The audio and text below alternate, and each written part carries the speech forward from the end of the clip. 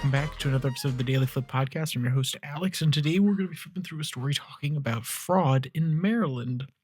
You may be saying fraud in Maryland. Well, what about fraud there?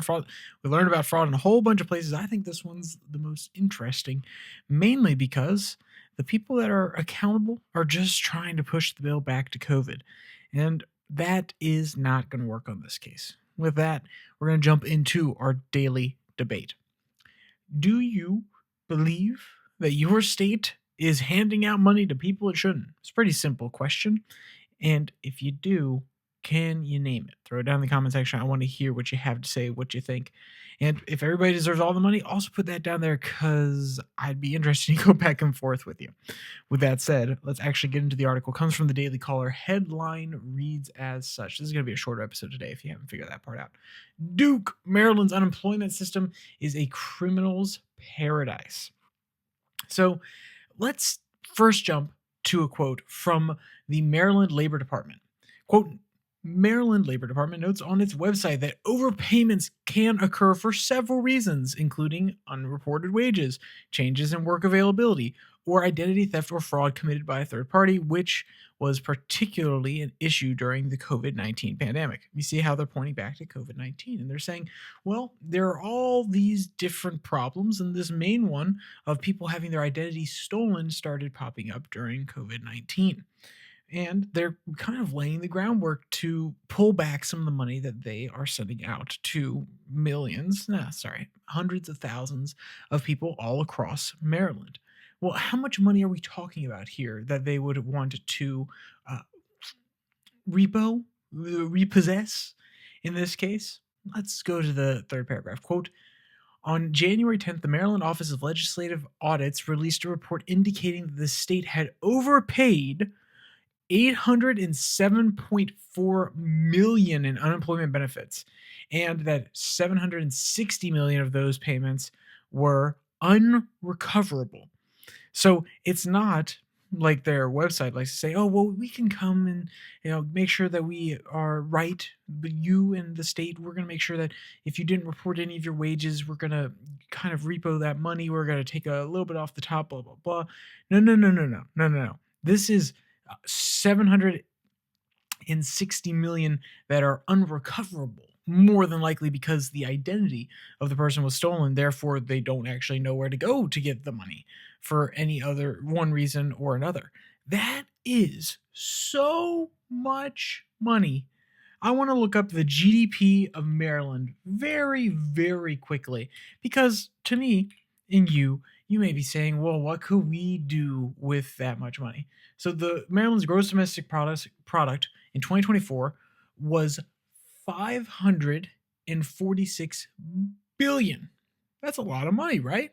So you're thinking to yourself, we'll round up. We'll say it's 550 billion, and we'll say that the fraud amount was roughly 1 billion. We'll do a little bit of rounding up in both cases in order to even out the math more or less. So you're telling me that 1/550th of their entire GDP went out the door and is unrecoverable. That's wild to me. And you may be saying, well, that's absolutely nothing. But that is in 1 year alone. That's not over the course of multiple years. That is 1 year. That is unacceptable. How can you claim that you're a state trying to look out for everybody who is a citizen? We're trying to give money back to the people that need unemployment benefits. And you can have, and remember here, 760 million out of 807 million. So you're talking about more than 7/8. You're talking about way more than half. You're talking about way more than 3/4, 75%. You're talking somewhere closer to 86, 87, 89% of, that's actually not accurate. It's probably more like 86. But still, 86% of the fraudulent or overpayments can't even be taken back. That is negligence. It is negligence on your part as investigators, as negligence on your part of doing due diligence in the first place in order to make sure that money doesn't go out. At least if you made the argument to me that, oh, well, we checked everything and we were making sure that this money didn't go somewhere it wasn't supposed to. And we have a way to get it back because we verified the identity of the person and we know where to go. If you make that argument to me and then you say, yeah, and we were able to recover most of it, I would be frustrated that you're wasting time, energy, and resources. I would be frustrated that people were promised money or given money and then had it taken away from them. But at least I know that you went through the hard work of making sure that the people on the other end of the line were accountable for any misappropriation of the funds that they asked for. This is terrible, terrible negligence, in my opinion. And yes, like I said earlier, it looks to be only one of 550. That seems like a small percentage out of the entire GDP. This seems like a really small amount. And yet, if something like this can go on in one of your programs, imagine all of your other programs.